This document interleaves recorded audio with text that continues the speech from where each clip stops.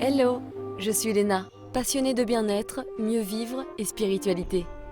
J'ai créé ce podcast pour faire connaître au plus grand nombre des méthodes alternatives pour aller mieux, que ce soit physiquement ou mentalement. Quels que soient vos problèmes, quelles que soient vos croyances, restons ouverts, restons curieux et testons. Bonjour à tous, aujourd'hui je reçois Sophie Hoffman qui nous témoigne de son expérience avec le cancer. Alors cette histoire ne commence pas top parce qu'à l'âge de 34 ans à l'époque, elle est apprentie journaliste, en couple depuis plus de 12 ans, tout va bien, en parcours PMA pour concevoir un petit bébé, mais elle découvre qu'elle a une tumeur au sein droit. Dans cet épisode, elle nous raconte son parcours parce que c'est vrai qu'on ne sait finalement pas vraiment comment ça se passe, sauf quand on l'a vécu évidemment.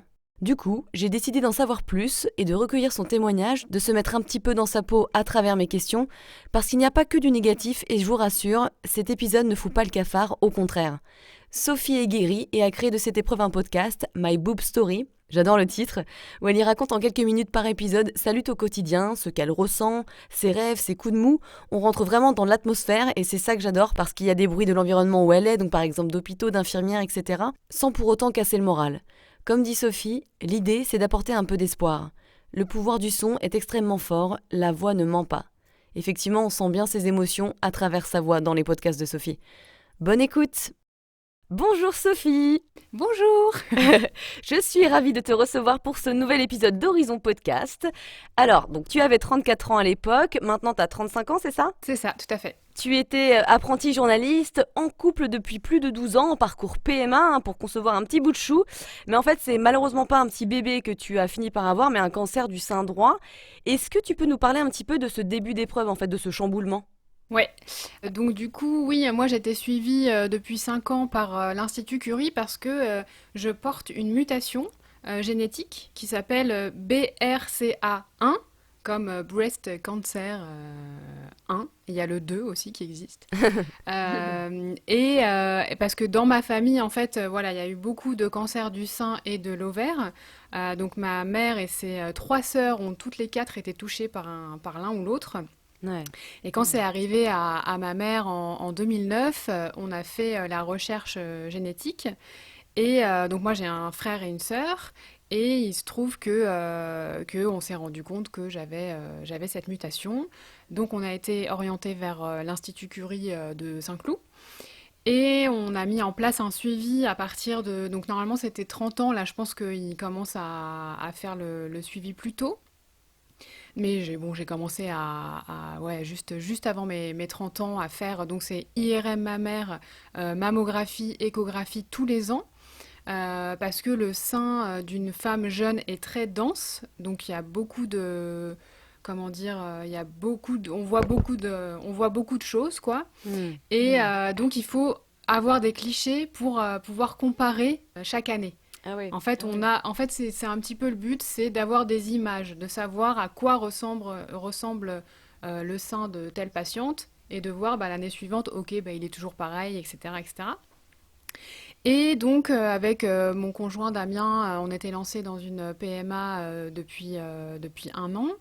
Et donc, voyant qu'on arrivait à 1 an après mes derniers examens, je me suis dit, oula, il faut absolument que je les rappelle parce que voilà, Curie m'avait vraiment dit, avant et après une grossesse, il nous faut absolument des clichés parce que le truc, c'est que quand tu tombes enceinte, tu ne peux rien faire. Tu peux pas faire. Bon, sauf dans des cas où vraiment c'est. Enfin, La je survie crois que est tu en peux jeu, pas quoi. du tout faire d'IRM. Parce qu'il y a un produit de contraste qui n'est pas toléré quand tu es enceinte. Ouais. La mammographie, je crois qu'il y a des espèces de plaques que tu peux mettre au-dessus du ventre et tout. Enfin bref, ils aiment pas trop ça, donc ils préfèrent avant et après. Et donc j'avais pris rendez-vous, ce qui coïncidait en plus avec un nouveau rendez-vous de PMA, parce que on voulait changer de centre en fait. Donc j'avais D'accord. calé mon truc, on avait notre nouveau rendez-vous PMA le 17 septembre. Et pour moi, c'était vraiment une formalité. D'arriver avec les clichés au rendez-vous en disant bon bah au fait j'ai fait les derniers examens, tout est ok, on peut y aller et tout. Et du coup à l'IRM ils ont vu ce qui s'appelle un rehaussement. Donc en fait c'est le produit, ils font d'abord des images sans produit et après ils t'injectent un produit de contraste qui vient se fixer là où il y a quelque chose qui réagit. Et donc là, ils m'ont dit, il y a un petit rehaussement. J'ai fait plusieurs mammographies. Ils se sont un peu attardés sur le sein droit. Et après, une échographie. Et là, on m'a dit, ouais, il y a une anomalie. Donc Hmm. on va faire une biopsie. Quelques jours plus tard, j'ai fait la biopsie. Après, on attend longtemps les résultats d'ANAPAT, ça s'appelle, pour analyser, voir si c'est vraiment ça ou pas. Oh, le stress. Ouais, c'est stressant. Franchement, je pense que le plus difficile, c'est l'attente, quoi. Ouais, j'imagine même pas. Ouais. C'est quand tu sais pas. Surtout que, bon, j'en avais pas parlé. Enfin, il y a que Damien et moi qui étions au courant parce que je voulais pas inquiéter sans savoir ce que c'était. Enfin, Bien sûr, ouais, ouais, je comprends. Tu voulais pas inquiéter une famille qui était déjà assez au courant de ce qui se ouais, passait. ouais, c'est ça. Et puis, même pour la PMA, au début, on partageait beaucoup. Puis avec les premiers échecs, en fait, bah, Tu t'as plus partages envie plus, de quoi. rien dire. Donc Non, tu c'est gardes clair. tout pour toi, quoi. Ouais. Et du coup, ouais, après, il y a un rendez-vous, en fait, avec une chirurgienne. C'est un rendez-vous d'annonce, ça s'appelle. Alors, je crois que quand il y a rien, c'est le même procédé. Et donc là, elle m'a dit, voilà, il y a un petit cancer, il va falloir qu'on s'en occupe. J'aime bien l'utilisation du petit cancer quand même, qui est censé rassurer, mais bon, quand t'entends cancer derrière, Bah ça oui, c'est doit. ça. En fait, je pense que vraiment, comme à Curie, ils sont vraiment très précis sur les termes. C'est vraiment parce que c'était de petite taille. C'était Hmm. pas, il n'y a pas, tu vois, de vous inquiétez pas, ça va aller, on va y arriver, on va. Enfin, ils sont pas là-dedans parce qu'ils peuvent pas. Ils font tout pour que ça revienne pas. Moi, ça a toujours été ces termes-là, en fait. Hmm. On fait tout pour se rapprocher du 100% de non-récidive, tu vois. Très scientifique, quoi. Vraiment pas Ouais, d'empathie, mais très, ouais. vraiment de. Bah, l'empathie, elle passe par autre chose. Je trouve, elle passe par le ton, par le regard, parce que bon, bah, avec les masques, malheureusement, on est coupé d'une partie des expressions du visage. Mais en tout cas, c'est. Moi, j'ai apprécié que ce soit très cash, tu vois. C'est. Voilà, il y a un petit cancer, il faut qu'on s'en occupe. Alors moi, je stressais et tout. Avec Damien, on se disait, enfin, on priait pour pas qu'il y ait de chimio et tout. Et donc je lui dis ouais, il y aura pas de chimio, il y aura de la chimio. Donc t'es là, ok, je vais pas Ah. perdre mes cheveux, vous allez perdre vos cheveux. Tu vois, elle répète en fait le truc. Hmm. Donc voilà, bon, c'est méga violent, hein, voilà, je trouve que dans l'annonce, ça a été très très clair en fait, et ça, c'est vraiment une clé. Ouais, je pense que t'avais besoin que ce soit clair et en fait direct, droit au but. Ouais, ouais, ouais, je T'as comprends. besoin de tout savoir, même si c'est vraiment énorme. Moi, en fait, comme j'avais la mutation, mais que la tumeur était très petite, j'aurais pu choisir de retirer que la tumeur. Donc ça s'appelle une tumorectomie. Et donc, du coup, tu peux avoir une petite différence de taille entre tes deux seins quand tu fais ça. Mais très très vite, elle m'a dit franchement, enfin, je sais plus trop comment elle me l'a dit, mais elle m'a dit il faudrait partir, le mieux ce serait de partir sur une mastectomie. Donc là, on enlève complètement la glande mammaire. Et elle m'a dit mais il y aura une reconstruction immédiate. Enfin, c'est son Ouais. expression, c'était vraiment vous vous endormez avec un sein, vous vous réveillez avec un sein. Ouais, ouais, ouais. Et du coup, mais j'étais pas, c'était trop. Et je me rappelle, j'étais là, mais c'est trop, c'est trop. Enfin, Pas j'ai- prête, quoi. Enfin, ah non, en fait, c'est. je saturais d'informations, quoi. Et Hmm.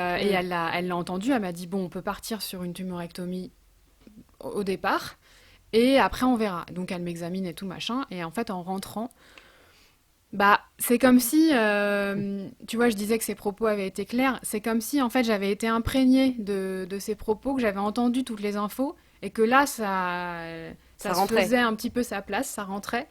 Et en fait, on en a discuté avec Damien, et je lui ai dit, bah, vas-y, tant qu'à faire de le faire, autant le faire tout de suite, en fait, parce que, C'est ça, si ça reproduit une autre chirurgie derrière, ouais, tu ouais, vois, enfin, ça finit jamais. ouais, non, et c'est ce qu'il y a de plus extrême, de retirer l'intégralité de la glande mammaire. Mais bah, c'est ce qui reste de plus sûr dans certains cas et dans un cas où il y a quand même de fortes chances que c'est une tendance à revenir. Bon, c'est une sécurité quoi. Bah oui, notamment avec ce gène. Et d'ailleurs, pour ceux qui ne connaissent pas, en fait, hein, donc il y a des célébrités comme Angelina Jolie qui l'ont eu, qui en ont parlé, et tant mieux qu'elles en aient parlé d'ailleurs. Est-ce que tu peux nous expliquer rapidement ce que c'est? Alors, en fait, c'est dans notre ADN. C'est un, comment dire, en fait, tous les jours, on peut développer des cancers et notre ADN, il vient réparer les cancers. Il est là, hop, il voit un cancer, une anomalie, il répare. Hop, hop, hop. Hop, hop, hop, c'est bon, j'ai fini ma journée. Qu'est-ce que La t'as fait routine. aujourd'hui? J'ai réparé 3 cancers. Ah ouais, putain, t'es fort. Ouais, elle a eu Et du stress aujourd'hui, oh putain. c'est ça. J'étais pas très en forme, mais j'ai donné tout ce que j'ai pu. Et donc, du coup, sur le BRCA1, il y a une fragilité au niveau du sein et de l'ovaire. Donc, quand il y a une cellule qui commence à faire n'importe quoi, parce que le cancer, c'est ça, en fait, c'est des cellules qui se développent de façon anarchique, c'est Mm. le terme. Donc, quand ça se produit dans la glande mammaire, moi, mon ADN, il n'a pas ce qu'il faut, en fait. Il ne sait Ouais, pas réparer. Donc, il y a un truc qui se développe, on ne sait pas exactement pourquoi, et il peut rien faire. ouais, C'est, ouais. j'ai pas les outils en fait, j'ai pas les armes. Et le BRCA2, c'est quoi la différence? Alors BRCA2, je crois que c'est moins développé au niveau des ovaires, plus sur les seins. Et là, de toute façon, alors ce sont des gènes. Alors BRCA1, c'est sûr, il a été découvert en 94, ce qui est très récent en fait. Ouais, Moi, ma première tante est tombée malade en 86, donc au moment de ma naissance. Donc elle était très probablement, enfin non, on est sûr, elle était porteuse de la mutation, mais il n'y avait même pas moyen de l'identifier en fait. ouais, c'est ça, Donc tu ouais, vois la différence quoi. ouais, c'est clair. Et Ouais. il y a d'autres, on avance sur d'autres variants, hein, on connaît ce terme maintenant, mais de mutations en fait dérivées de BRCA quoi. Et alors, donc ta mère et tes tantes ont eu un cancer du sein elles aussi. Est-ce que quelque part on se sent un petit peu moins seul quand on vit cette épreuve, sachant que toute ta famille l'a traversée aussi? Alors moins seule dans le sens ça m'était pas complètement inconnu, clairement. Je pense que dans ma tête c'était quelque chose qui pouvait arriver, même si j'avais clairement l'impression que ça m'arriverait jamais. C'est le truc, même si c'est vraiment présent, ça reste un peu lointain quoi. Donc oui, c'est sûr que ça fait partie de cette histoire de famille en fait, Ouais, ouais. c'est sûr. Est-ce que tu penses que le fait d'avoir été suivi pendant 5 ans à cet institut, ça t'a permis d'être un petit peu mieux préparé? Complètement. Si tu veux, pour moi, c'est prendre ses responsabilités, de dire voilà, il y a un risque, il faut s'en occuper. Après, c'est difficile parce que du coup, tu fais face à ça et tu fais face à peut-être qu'à un moment donné, à la sortie de l'examen, comme ça a été le cas malheureusement pour moi très vite, il y a quelque chose et il faut qu'on s'en occupe. Mais j'ai assez vite considéré que c'était une chance de le savoir en comparaison à mes tantes, par exemple, qui ne le savaient, ou même ma mère ne le savait pas, et du coup, elle n'a pas pu faire ce suivi, en fait. On a découvert, ma mère, c'était un cancer des ovaires, elle s'en est Hmm. sortie, mais c'était très avancé, et il n'y avait aucun suivi avant. Donc ouais, très vite, je me suis dit, c'est vraiment une chance d'avoir identifié le problème, d'avoir un suivi pour intervenir dès qu'il se passe quelque chose. Et c'était ce que m'avait dit aussi la généticienne. Elle m'avait dit on veut être là au tout début, dès que ça démarre. Et c'est bon, c'est exactement ce qui s'est passé. Et c'est ce qui fait que ça a été pris au bon moment en fait. C'est vraiment la clé. Il faut agir très très très vite. Bah, c'est ça, en plus, il me semble qu'un cancer du sein, ça se soigne bien à partir du moment où c'est pris à temps. Ouais, Enfin, c'est comme vrai. d'ailleurs aussi la plupart des cancers, mais en tout Oui, cas, le oui, cancer oui. du sein, ça a plus de chances aussi, il me Ouais, semble. voilà, c'est 8 cancers de sein sur 10 qui sont soignés si c'est pris tôt. Pourquoi? Parce que, en fait, le cancer, il va se développer de façon anarchique, donc du coup, il va toucher les autres cellules, et en fait, il se propage, il se propage, il se propage, et après, il va aller toucher les ganglions. En Ouais. général, on retire les ganglions pour voir s'ils sont atteints, parce qu'on a des chaînes ganglionnaires. Et c'est ça après qu'on va appeler des métastases. C'est ce qui arrive un petit peu, qui se développe partout. Et donc, si le cancer du sein qui est pris au début, il est localisé dans le sein, on le retire. Et du coup, ça n'a pas eu le temps de Se propager. métastaser. Ouais, c'est ça. Et, et moi, par exemple, ça n'avait pas atteint mon sang. Il y a un marqueur du cancer du sein. Je crois que c'est CA15-3. Et en fait, donc ils m'ont fait la prise de sang. Bon, ça, je l'ai su qu'après, mais là, c'est dans les examens de suivi, ils regardent ça. Et en fait, mes CA15-3 ont toujours été normaux. Ouais, donc ce qui est heureusement très rassurant, Bah oui, c'est déjà. ça. C'est que oui, Mm. les ganglions n'étaient pas atteints. Donc la clé, c'est ça, c'est agir tout de suite. Mais vraiment, quand je dis tout de suite, c'est... Après, il faut pas poser de culpabilité sur les femmes qui attendent, ou parfois il y en a qui ne trouvent pas de rendez-vous. Ça, c'est aussi un problème parallèle. Mais il y a aussi une phrase qui dit la peur n'évite pas le danger. Et c'est vrai que ça fait super peur. On se dit oh là là, si c'est un cancer, mais on devrait se dire bah si c'est un cancer, il faut le traiter vite en fait. Ouais, c'est ça. C'est vraiment Passons à une l'action, quoi. N'attendons ouais pas. ouais parce qu'en fait ça n'évitera pas, au contraire, ça n'évitera pas qu'il soit pas là, mais ça n'ira que dans le mauvais sens quoi. Et souvent, t'entends des témoignages de femmes qui ont un espèce d'instinct. Enfin, il y a un truc, moi je l'avais pas parce que j'étais suivie et que j'étais pas là-dedans. Et Ouais, que, t'étais clairement dans voilà, une ouais, parentalité potentielle. ouais, c'est ça, j'étais à 1000 lieues de tout ça. Enfin, 1000 lieues non, mais on va dire 3 lieues. Et du coup, ouais, enfin, t'as des femmes qui se disent, bon, bah, j'attends, mais elles sentent qu'il y a quelque chose. Et après, non, il y a aussi des médecins qui disent, bah non, vous êtes jeune, parce que bon, bah forcément, moi, ça reste rare hein, de développer un cancer du sein jeune. Et du coup, ouais, non, non, y aller tout de suite, tout de suite, tout de suite. Insister, prendre 1000, enfin, je sais pas, aller dans une autre ville au besoin si on peut, quoi, mais agir Ouais, vite. Ouais, ouais, ouais. bien sûr, c'est clair. Alors c'est assez original, hein, mais depuis ton opération en 2020, où tu t'es fait retirer une tumeur au sein, tu as commencé à enregistrer des audios sur ton smartphone, un peu comme un journal intime en fait, hein, avec ta douce voix. D'où t'es venue cette idée? En fait, il y avait tellement d'informations dans ce parcours-là. Tu vois, tu sors du rendez-vous de la chirurgienne, tu as plein de trucs en tête, chimio. Après, on te parle de TEP scan, qui est un scanner en fait général de tout ton organisme pour vérifier qu'il n'y a pas de tumeur ailleurs. On en était quasi sûr, mais bon, il fallait vérifier. Du coup, il faut le faire vite, ce scanner. Il faut boire de l'eau, prendre des trucs. Enfin, tu vois, t'as plein d'informations. Et du coup, comme j'ai un rapport à l'audio, je sais pas, Bah, naturel, on va dire. bah oui, en même temps, études de journalisme, enfin je veux dire, Ouais, bon. enfin, ouais, c'est sûr, tu vois. Et du coup, j'ai commencé à enregistrer, à dire, bah voilà, là, la chirurgienne, elle m'a dit ça, ça, ça, pour pas oublier, en fait. Au départ, c'était vraiment des post-it vocaux. Et donc après, enfin, Damien me voyait faire et il m'a dit, mais enregistre, franchement, enregistre ton parcours, ce que tu vis, raconte-le parce que tu sais le faire, tu sais raconter, tu sais donner une information. Tu verras après quoi. Enfin, mais il me dit, il faut garder un témoignage de ça quoi. Donc, Hmm. donc il a été l'élément déclencheur.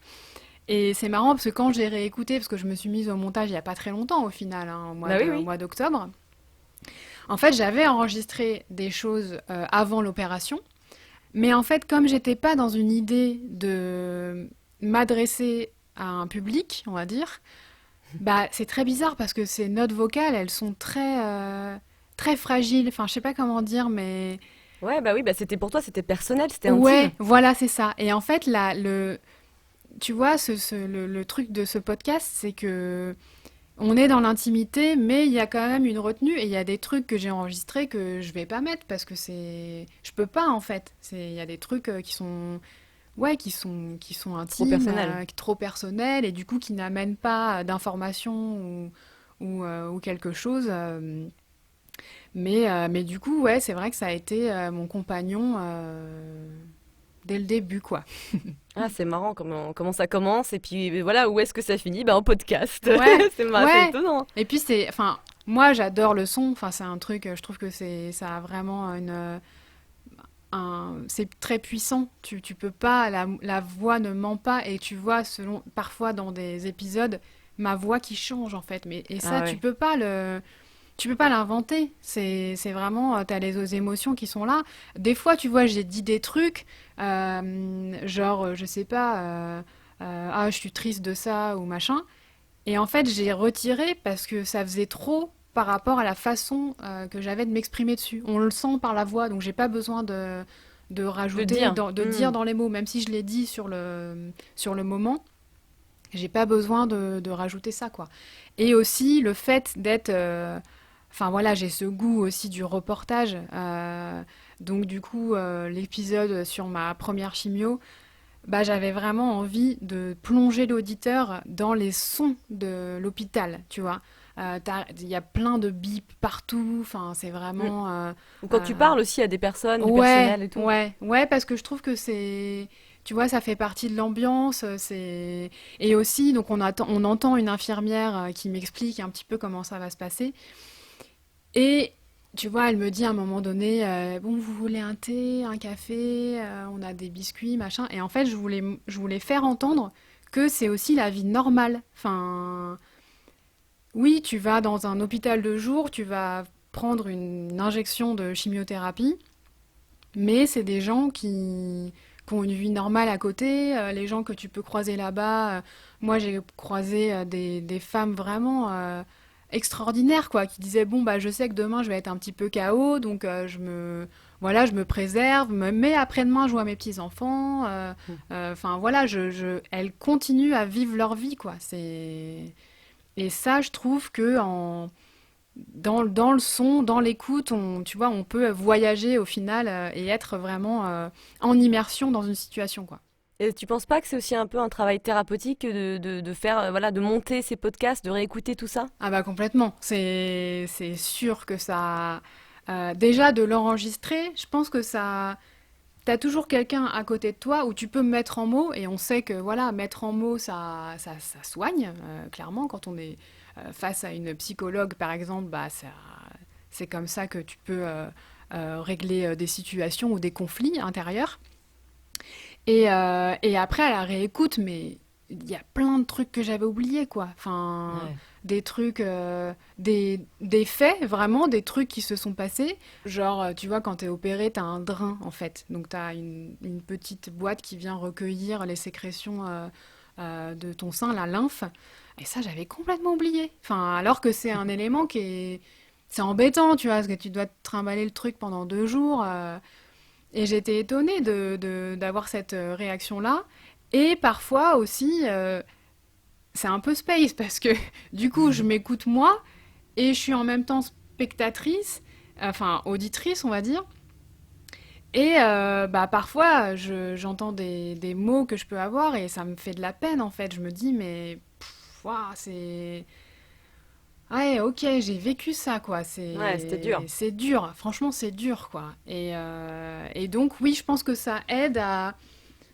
Enfin, tu vois, quand il t'arrive ça sur le moment, ton cerveau, il est obligé de cliver. Il est obligé de. Il y a un côté où il se rend pas compte. Tu Ouais, puis il y a fonces. aussi des choses qu'il doit gérer, donc elles sont plus importantes et il est vraiment en concentration dessus. Et il Exactement. oublie par exemple ta petite boîte parce que finalement c'était peut-être pas si Ouais, important que ça, ouais, tu vois? exactement. Et puis, il peut pas être dans un truc genre, tu te rends compte quand même que là, t'as un cancer, c'est quand même une maladie vraiment mortelle, tu vois, c'est grave, tu te rends compte bien que t'as ça. Tu vois, c'est genre, non, ok, je trace, c'est quoi, c'est les étapes, c'est quoi, il faut que je fasse, il faut que je mette du vernis, ok, je le fais. Et après, dans un second temps, c'est pour ça que l'après-cancer, c'est aussi quelque chose en fait, parce que tu crois que t'es libéré d'un truc et bah t'as quand même voilà des ricochets, on va dire, de tout ce qui s'est passé. Ouais. Et du coup, bah ouais, tout ça, bah je me dis, ok, ouais, il s'est passé tout ça, d'accord, très très bien. Non, mais c'est vrai, c'est une belle manière de raconter ton expérience et je trouve que l'idée, elle est géniale parce que, mine de rien, en fait, quand on est en bonne santé, on s'intéresse pratiquement jamais à comment se passe le suivi d'un patient atteint d'un cancer ou autre chose. Et personnellement, je me souviens, moi, y penser régulièrement, peut-être parce que j'étais un peu stressée, hyper vigilante de base, et tu vois, il y a des profils. Et je me disais, ben, est-ce que si moi, ça m'arrivait, je choisirais la chimio ou pas? Est-ce qu'il y a d'autres traitements?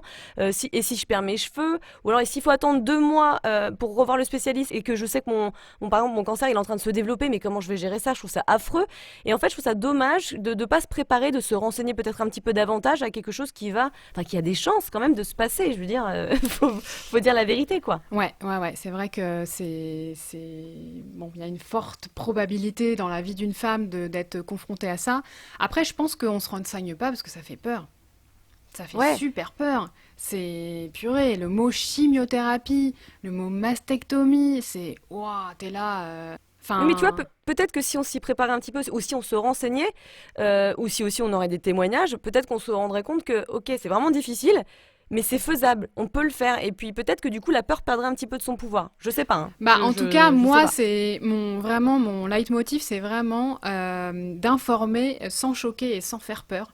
Ouais. Vraiment, c'est parce que je veux pas, en fait. Je veux que ma nièce de 12 ans, elle puisse écouter, tu vois. Mm. Qu'elle soit pas. On peut informer en choquant. On voit des photos de femmes qui ont plus de seins. Je Oui. pense qu'il faut les voir, en fait, ces photos-là. Enfin, il faut les montrer. Après, ça correspond pas à tout le monde. Il faut voir des femmes chauves parce elles sont traitées par chimiothérapie, donc à perdre leurs cheveux. Mais voilà, moi je suis pas là-dedans en fait. On verra pas de photos de moi chauve parce que c'est trop intime. C'est pas ta C'est personnalité. pas du tout ma personnalité et je trouve que bah pour raconter mon expérience, il y a pas besoin. Mm. Donc je me dis, il y a peut-être enfin c'est marrant d'ailleurs parce que finalement les femmes qui m'écoutent et bah elles me ressemblent un peu. C'est marrant à voir. Hein, comme là Ah bah, t'attires ce que t'aimais, hein. mais ouais, mais Qui en dit fait, vite. c'est marrant, hein, parce que, enfin voilà, il y a plein de comptes sur Instagram de filles qui sont touchées par un cancer du sein et qui ont une façon de relayer en fait ça, qui est complètement à l'opposé de la mienne. Et je me dis, bah, enfin moi l'idée c'est ça, hein, c'est de rassurer, d'apporter de l'information, que les gens soient mieux. J'ai aussi des femmes qui m'écrivent pour me demander des conseils pour leurs amis. Enfin, c'est hyper touchant, tu vois. Et je veux apporter du réconfort. Je veux, ouais, ne pas cacher la réalité et la difficulté que c'est. Mais on a toutes et tous, en fait, les ressources en nous. On les a. Mm. Euh, donc, effectivement, si en écoutant bah, mon parcours, on peut se dire, ok, bah, j'ai une vision, parce qu'il y en a, il y a autant de façons de vivre un cancer qu'il y a de gens, hein, franchement. Bah, franchement, ce serait super. Enfin, tu vois, d'essayer qu'on ait moins peur et qu'on soit plus informé, ce serait super. Voilà, bah tu participes à ça en tout cas et c'est génial. Merci. Alors revenons un petit peu à ton parcours PMA, parce Ouais. que comment tu as géré le cancer avec la fertilité? Parce que je sais que toi tu voulais avoir un enfant, comment ça se passe dans ces cas-là? Est-ce que tu as dû faire une pause de stimulation de tes ovocytes ou pas? Alors, déjà, oui, on était dans le parcours depuis 1 an. En fait, mon conjoint a eu un lymphome à 20 ans. Donc, en fait, il a eu une chimiothérapie, radiothérapie. Donc, on lui avait congelé des paillettes. Donc, on savait déjà de base qu'on ne pourrait pas avoir d'enfant naturellement. Donc, j'étais plongée dans ce parcours de PMA qui vaudrait aussi beaucoup d'informations parce que c'est vraiment rude, vraiment, Ah vraiment. oui, ouais, parcours du combattant. Il y a une série comme ça qui le retrace un peu et effectivement je me suis rendu compte, je me suis dit, ouh putain, effectivement c'est dur. On est fortes, hein, les femmes elles sont Ouais, fortes, non mais c'est putain. clair, non mais les Fou. piqûres dans le ventre et tout, enfin moi Ouais, j'ai aucun souci pour faire ça, mais et la fatigue que ça engendre, et c'est enfin ça. c'est rude, franchement c'est rude. Et donc du coup, il se trouve que le centre vers lequel je voulais m'orienter et donc changer, c'est le même centre avec qui traite l'Institut Curie pour la préservation de la fertilité. Ah, c'est marrant ça. Oui, non, mais tu vois, comme quoi, des fois, il y a des trucs que tu te dis, bon, bah voilà, c'est ok. Coïncidence, je ne crois Voilà, pas. c'est ça. Et donc, ils m'ont dit, comme moi j'avais calé mon rendez-vous d'IRM en fonction de ce rendez-vous du 17 septembre, et que l'annonce s'est faite le 14 septembre, on m'a dit, bon, bah, vous avez déjà rendez-vous, très bien, quoi. Donc, je suis arrivée face au médecin et je lui ai dit, bon, bah, juste, faut me changer de case, quoi. Après, donc, tu as une préservation de la fertilité avant traitement. Moi, j'ai eu avant l'opération, en fait, ils n'ont pas voulu stimuler Bah oui, oui, parce j'imagine. qu'il peut y avoir des risques, on n'a pas envie que le cancer il grossisse, hein. Donc, ce qu'ils ont fait, et c'est un truc extraordinaire. En fait, ça s'appelle une MIV, une maturation in vitro. C'est-à-dire que donc on a un stock d'ovocytes à la naissance, nous les femmes, et donc tous les mois, en fait, il y a, enfin voilà, ils maturent des petits ovocytes qui vont comme une petite roue en fait, et il y en a un qui va grossir, grossir, grossir. Euh, il va se placer dans la trompe, il descend, et s'il y a fécondation, bah, il peut y avoir un embryon. Baby. Voilà. Mais il y en a qui sont presque matures, mais qui sont entre deux cycles. Et du coup, eux, bah, voilà, ils sont détruits au bout d'un moment. Et la maturation in vitro, ça vient ponctionner ces ovocytes immatures et on les place dans ton sérum, donc dans une partie de sérum qui est dans ton sang en fait. Je ne saurais pas exactement te dire ce que c'est, mais c'est en tout cas il y a le sang et à l'intérieur du sang il y a du sérum. Donc on détache ça et on vient placer l'ovocyte immature dedans pour le faire mûrir. Ah, c'est fou quand même. Et C'est donc dingue. ça peut te donner un ovocyte qui était voué à être détruit et en fait qui est récupéré. Donc ça c'est vraiment une technique de pointe. T'as le recyclage jusqu'au bout des trompes. Ouais, c'est ça, c'est on ne perd rien. Ah, c'est génial. Et donc moi j'ai eu ça donc avant l'opération. Et après l'opération, j'ai eu une stimulation hormonale. Donc tu t'injectes en fait des hormones dans le ventre pour faire mûrir bah, plus qu'un ovocyte. Et après, on vient directement ponctionner les petits ovocytes pour les congeler. Et après, je ne sais pas trop comment ça va se passer par la suite. Est-ce qu'ils vont essayer de reprendre des ovocytes frais, on va dire, sachant que là, bah, moi, mes cycles se sont arrêtés avec la chimiothérapie. Ce qui est logique, parce que la chimiothérapie, en fait, ça détruit les cellules à reproduction rapide.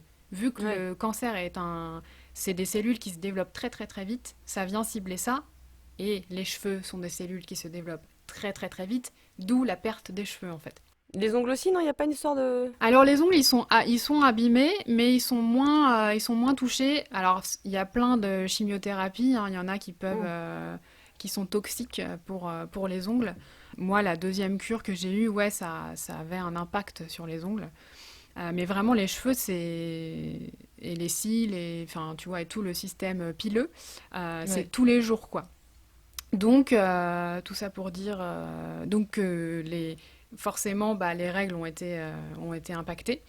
Et là, bah, j'ai toujours pas retrouvé mes cycles. Donc, tu vois, c'est long à se remettre en place. Et tant que les cycles sont pas revenus, on parle pas de Non, reprise, quoi. ouais. Mais en tout cas, c'est hyper courageux de ta part parce que bon, te tapant la chimio, parce que ça, c'était avant la chimio ou c'était Ouais, pendant la chimio que tu te c'était faisais de la avant, stimulation? c'était Enfin, avant. même, dans tous les cas, tu t'es fait Ah retirer non, mais la petite tumeur, ensuite tu passes par ça et après la chimio, ouais. l'année, elle est Ah non, chargée quand même, hein. mais enfin, franchement, avant l'opération, c'était vraiment. J'allais à 7 heures, en plus c'était à Bondy, donc Ah oui? c'était à plus d'une heure de chez moi. Rendez-vous à Bondy à 7 heures, rendez-vous à Curie à 9 heures, parce que t'as plein de rendez-vous, d'examens et tout ça. C'était un tourbillon, mais en fait tu le fais parce que Bah, tu veux survivre, quoi. bah ouais, c'est C'était ça. Et poussé. puis finalement, bon, avec Damien, on a tendance à voir vraiment le positif. Bah, Et, tant mieux, c'est bien. et Il en faut. on s'est dit, mais en fait, c'est cool parce que ça fait avancer notre projet de bébé aussi, vu que on perd pas l'objectif de mettre de côté des ovocytes. Ouais, Enfin, ouais, ouais, complètement. donc on s'est dit, bon, bah voilà, après c'est sûr que ça fait une parenthèse qui est... Voilà, on n'a pas envie, quoi, mais bon, c'est comme ça. Mais c'est vrai que dans un de tes épisodes, tu disais que d'un côté on stimule pour faire grossir les ovaires et de l'autre côté on inhibe pour empêcher le développement Ouais, du reste éventuel de la tumeur. Donc c'est vrai que c'est assez paradoxal quelque part et c'est ouais. surtout, oui, encore une fois, courageux parce que il faut de la motivation et on y va quoi. Ouais, c'est vrai que c'était bizarre. Il m'avait donné en fait des anti-hormones parce qu'on savait pas encore précisément le type de cancer que j'avais. Euh, Parce que voilà, il fallait faire grossir les ovocytes, mais il fallait pas faire grossir le cancer. Donc Ouais. peut-être c'est dans un truc... bon, c'est un peu bizarre quand même. Ouais, c'est fou, ouais, non, mais c'est dingue que t'aies fait quand même les deux, tu vois. Parce que je pense qu'il y aurait plus d'une personne qui se serait dit, bon, vas-y, on met ça de côté, on verra plus tard, parce que là, clairement, Bah ouais, mais j'ai pas la ouais. foi. Ouais, mais bon, ça veut dire que du coup, il y a un risque après que... Tu puisses plus en faire. Bah ouais, en sachant qu'en plus, moi, j'avais une réserve ovarienne qui était faible Hmm. déjà. Donc tu te dis, après avoir eu un traitement de chimio, bah, et forcément l'âge aussi enfin voilà, à 35, 36, j'espère 36, ouais, 37 ans, bah ça va pas dans le bon sens, quoi. Donc bon, Ouais, je comprends. ouais. La suite la semaine prochaine?